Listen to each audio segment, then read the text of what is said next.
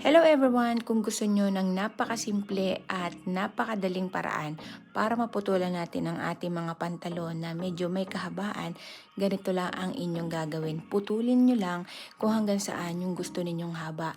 At syempre, yung pinagputulan, puputulin din natin yung pinakadulo para at least mukhang original na tahi pa din. So ayan, naputol na natin. At pagkatapos naman, pagdidikitin natin ang dalawang dulo.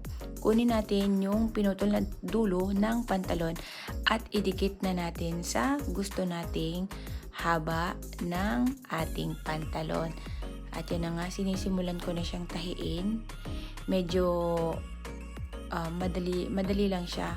Unlike kung tatahiin mo siya sa makina o sa machine, medyo matigas yung tela niya. Pero itong pantalon naman na to guys, stretchable naman yan, kaya madali lang natahiin sa kamay.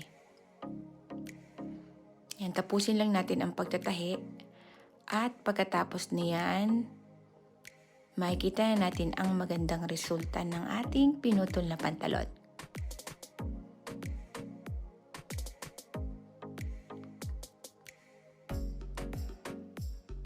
Ayan na, o tingnan nyo, 'di ba? Parang original pa din.